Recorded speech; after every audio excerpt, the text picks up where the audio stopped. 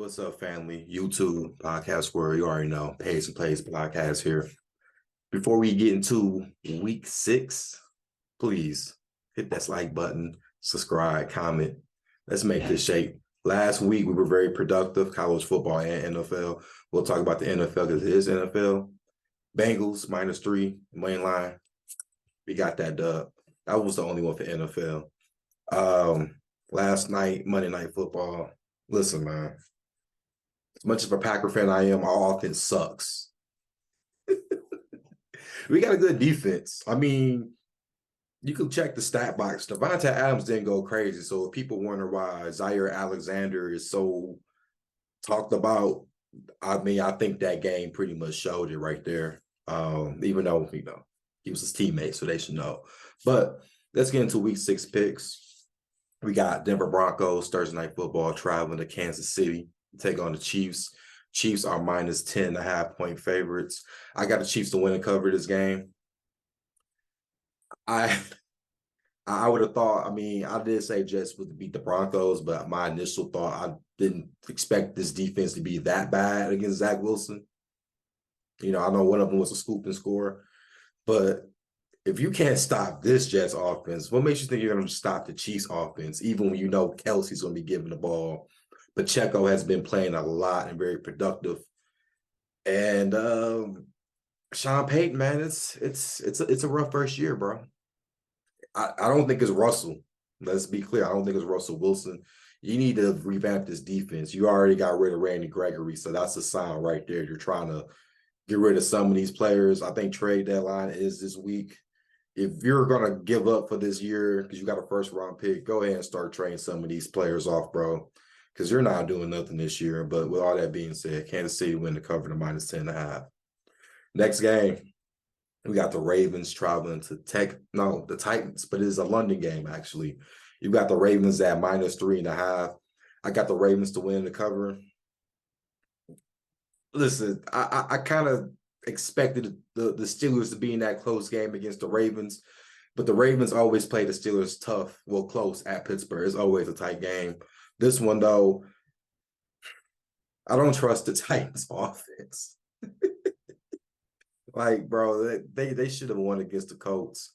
Very frustrating to see that happening with Tannehill. The offensive line is really the problem, and the Ravens can get at you. And that's how I see this game winning. I see the defense for the Ravens stepping up. And the receivers for the Ravens, man, listen, you guys need to catch the ball.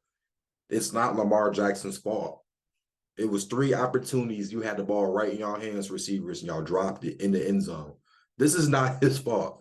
Lamar Jackson should have had a 4-touchdown performance day. If it was for the receivers, it's time for y'all to step up because he has been doing the work, and I got to salute Lamar Jackson on that. But give me the Ravens to win and cover to -3.5. Next game, we got the San Francisco 49ers. They're going to Cleveland, take on the Browns. Niners -5.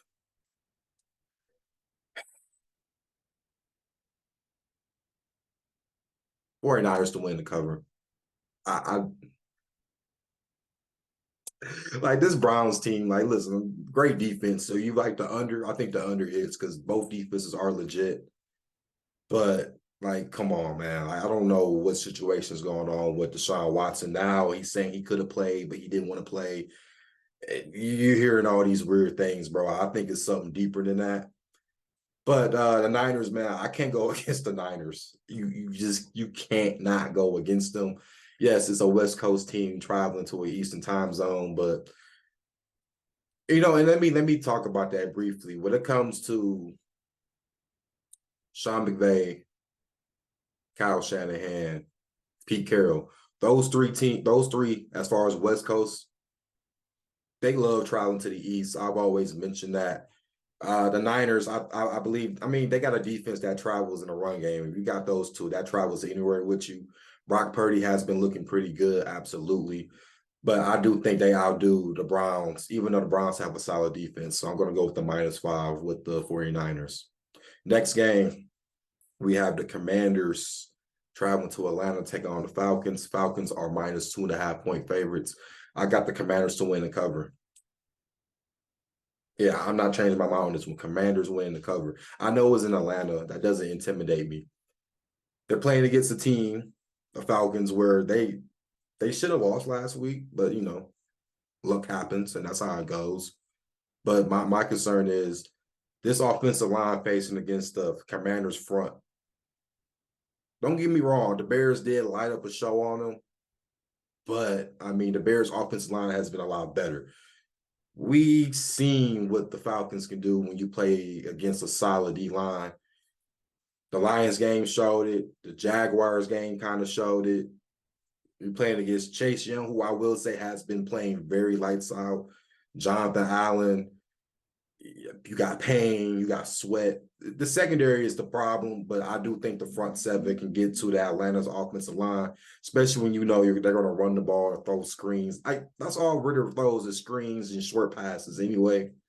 So I'm going to go ahead and go with the Commanders for the slight upset. Next game, we have the Carolina Panthers traveling to Miami to take on the Dolphins. Dolphins are minus 13.5. Some books is 14-point favorites. I can't go with Carolina. I can't. This team is like last week. I was sitting there saying I can't see Lions being a 10-point favorite, and then when you watch that game, you're like, yeah, kind of shows. I think it was 17. They only scored 17 points, but the offense is Bryce Young got a little better, but I don't know how you can go toe to toe against this offense with Miami. Like that offense is so fast, bro. You got Hill, Akey, Waddle, most. I mean, bro, you got speedsters throughout the whole team, and that's a concern to me. But I do like the over in this game, though. I do think it will be scores. It will be point score. We know that. I think Miami may drop a 30-40 burger, and I can see Bryce Young getting a garbage time TD because that's what they did against the Lions, little garbage time TD, and I think that hits the over right there. But I'm not confident on the 13.5, 14. But if you do it in a teaser, I think you'd be teasing down, like I mentioned, Lions and Dolphins last week. I think that might be a good play. Next game, we have the Minnesota Vikings traveling to the Bears. The Bears. Vikings minus 2.5-point favorites. I'm not taking the points. Give me the Bears to win the cover. Yes, back-to-back wins, should I say. Vikings are screwed without Justin Jefferson, bro. Let's just be honest. The defense sucks. I like Jordan Addison. He's a rookie, though. So you're telling a rookie has to do all the workload. I'm surprised they haven't got Cam Akers kind of involved with this team. I haven't seen it. Did the Chiefs maybe get lucky against the Vikings? Probably, right? There was a touchdown score, so probably. But with there's no Jordan Jefferson, Justin Jefferson. I keep talking about his brother. Where there's no Justin Jefferson, I do think that's a problem. He won't be playing for about almost a month. He is on IR. That changes the dynamic of your offense. You almost wonder what they're going to do with Kirk Cousins. It's a lot of speculations that aren't good, and they might just take this season away. Let's be real. The Bears are trying to actually win games. I don't think if the Bears get the first pick, they're going to get Caleb Williams. I think they're going to probably trade that pick like they did last year. But the Bears, man, they look very improved. Fields, this is a home game too. Two great games back to back. I see a third one. Anytime touchdown. Because remember, I said the running back room is a very issue for the Bears. Khalil Herbert won't be playing for about a few weeks. But I'm going to have the Bears to win the game. If it's a windy, cold game as well, I'm definitely picking the Bears to win and cover this game. So 52.5 points. Next game, we got the Colts traveling to the Jags. Jags are minus 4-point favorites. I got the Colts to cover, Jags to win. And it's 4 points. That's why. I think it'll be a game-winning field goal. The Jaguars, I do believe in the upside that you had a big win against the Bills. That was probably an unexpected big win. But Gardner Minshew is playing. I thought Gardner did pretty good against the Ravens. This is a revenge game factor, if you want to consider that. Good defensive line. Offensive line is still productive. Jonathan Taylor is back productive, and you got Zach Moss being productive. So you got a good run game, good defense. With the Jags, man, the offensive line still struggles. A lot of bonehead penalties that cost them. That Josh Allen hit on Josh Allen was maybe questionable. I wouldn't have called that. I thought that was a perfect hit, but it's always a change in week in and week out. But I'm gonna have the Colts to cover, Jags to win, but I wouldn't be surprised if the Colts win this game outright. Next game, we got the New Orleans Saints traveling to Houston to take on the Texans. Texans are plus 1.5 point underdogs. I got the Houston Texans to win and cover. This won't be an easy game at all because the Saints defense is legit. But the one thing I will say is they played against a team that can't even score offensively. While we've seen the Texans score at least about 20 points or so in the last couple of weeks, it has been impressive. Stroud has been accurate. You kind of wonder, though, right, if it's Marshawn Lattimore against, who is it? Against Nico Collins, how would that pan out? We don't know about Tank Dell playing. So there is some concerns, but I see it being a defensive game, and you can actually run against the Saints defense. I think they're going to try that with Dameon Pierce. And this is a home game, so I'm going to go roll with the Texans to win, a slight underdog favorite.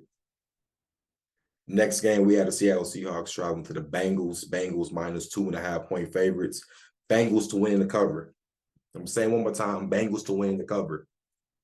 Last week, I was so animate on the Bengals, bro. I was like, this has to be the game they wake up. And Jamar Chase said he was open always, and he proved it, right? I think he tied up Brandon Marshall record with the catches in the game, 100-something yards and 3 TDs. The stat line was crazy. Joe Burrow looked comfortable, and he looked a lot more mobile. We saw that run. He ran like a little 15-yard run and slid.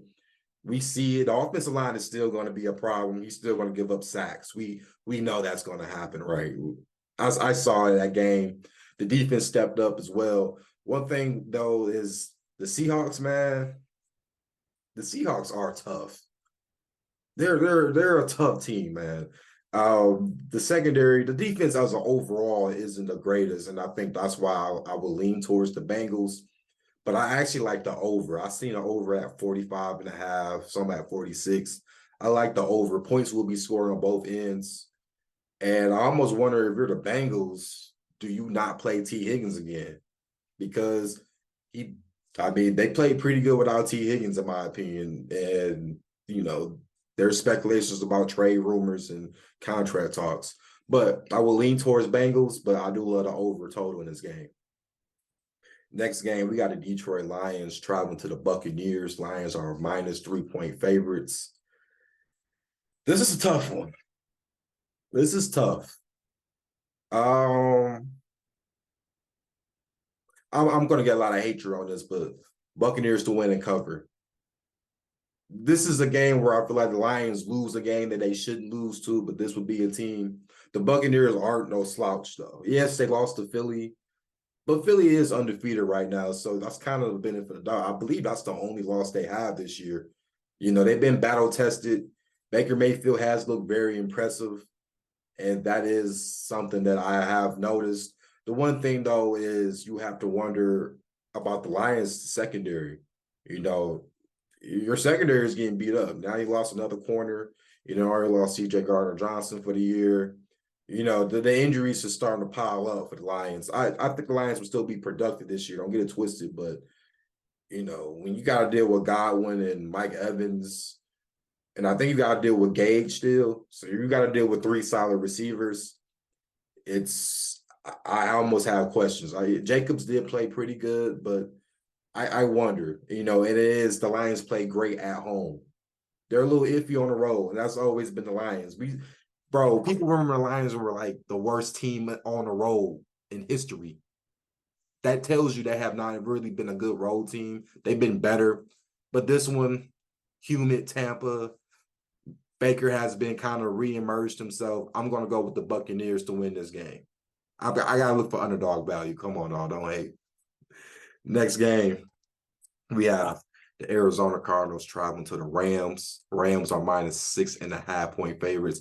I got the Rams to win and cover. I actually love this one. I still believe the Cardinals aren't tanking, but you can. What did I tell you guys last week? I said, pay attention to the fourth quarter. If they're close, they're going to find a way to lose. It was 24-20 And then the whole game just changed. They went for it on fourth down when they could have kicked the field goal and been only down by 1 point. You know what I'm saying? There's a lot of questionable things. Josh Dobbs, I mean, he threw pick six. The offensive line is, it's improved because they got a rookie tackle you're relying on. But when you got to deal with Aaron Donald, and when you look at the Rams, the running back spot is solid, and now you got Cooper Kupp and Puka. If you're the Cardinals, who are you going to defend? Who's checking who? I mean, let's be real. Who's going to check Cooper? Because Cooper looked good for a first game back, and I was against a solid Philly team. So I have concerns with that. I mean, home field never really matters when it comes to LA, but I'm going to pick the Rams to cover the -6.5. This rear might be a borderline best bet for Friday. Might be. Next game, we had the Philadelphia Eagles taking on the Jets at the Meadowlands. Eagles are -6.5 point favorites. I got the Eagles to win and cover. They shut me up last week when I thought the Rams would have won. And I mean, it wasn't easy, but they worked hard to cover and win those points outright. Hurts. I know everyone hates that I don't know, that goal line formation. I don't know what they call it, but I know people hate it. I might be only one few people that know how to defend it. You got to box up everybody in that part, bro. You know it's 4th and 1 or we're at the goal line. You got to box everybody in that damn box. And a lot of teams don't. They stack the D line there, but why you don't have a linebacker right there ready to if you know Hurts is going up the middle? That's just my mindset. But other than that, man, this Jets defense I love and respect, and that's why I'm not really 100% sure on saying, I would take Philly, because this defense has been balling out. But the Eagles defense is solid too. It's got a little improved even without Cooper Kupp doing what he was doing. But my thing is Zach Wilson. I mean, he played good against the Broncos, luckily, but he had a supporting cast that helped him out, and the defense bailed him out. I don't know about this game. I don't think Hurts makes that many mistakes if he does, but I'm going to take the Eagles to cover. This is a stay away from me, though, because I respect the Jets defense. Next game, we got the New York Giants traveling to Buffalo to take on the Bills. Bills are -14. Yes, 14-point favorites. I got the Bills to win and cover. This Giants team is just trash. And I love Dayball. Great. You know what? Dayball did coach Josh Allen. So I almost feel like this will be a reason where they could cover this game by a slight amount because he knows Josh Allen, right? He knows Josh Allen, man. Like, this is the guy that made Josh Allen so high up to where he is now. You know, not Ken Dorsey, Dayball. So you would think this would be the guy to help. You know what? Scratch that. I got the Giants to cover, Bills to win. I had to think about it just off that reason alone. This guy should know Josh Allen, what he's good in and what he's not good in. The Giants defense improved a little bit. I know they got Tua on a pick six, and that happens, but they fought. It was the offense is what I'm worried. If Saquon has a chance to play, I think it's a chance that can at least slow the game down. I think that's what you have to do. You got to slow down this team and hope that they don't go on the field and score just like that, because they lost to the Jags, yes, but you see how quick the Bills were able to move down the field. That is very concerning. But I just, Dayball, I'm just asking, slow the game down. When you have to throw the ball on 3rd and 5, throw it to Waller. Get him involved. You traded for him. Get him involved. That is have to be your number one receiver until the other receivers step up. And if Saquon's back, just run the ball and throw it to Waller. Okay, I think that's the plan to cover this game. You have to slow the whole game down. And I believe they can do that. Will it be hard? Hell yeah. But, we don't know about Milano. He got carted off the field. Von Miller stopped playing throughout that game last week. Secondary is messed up for the Bills. There's a lot of concerns. I wouldn't be shocked if they win by 10. But You're telling me over 14. Now I had to think about it. I'm going to go with the Giants to cover. Lastly, we got Monday Night Football. We got the Cowgirls going to LA to take on the Chargers. Chargers plus 2.5 point underdogs. I got Cowboys to win and cover. This is what I'm saying about how LA, it does not matter who plays there. You got Cowboy fans being there. And, the Cowboys training camps used to be in California. So they're for sure going to be out there supporting them. It's going to feel more of a road game than the whole game for the Chargers. I don't trust none of these coaches, but I rather trust McCarthy before I trust Staley. I don't. I mean, bro, Cowboys have to bounce back from getting blew out, right? I mean, you would think, right? I mean, you got embarrassed on national TV. You are America's team. Chargers defense, they've been okay, but it's against, mid-tier teams.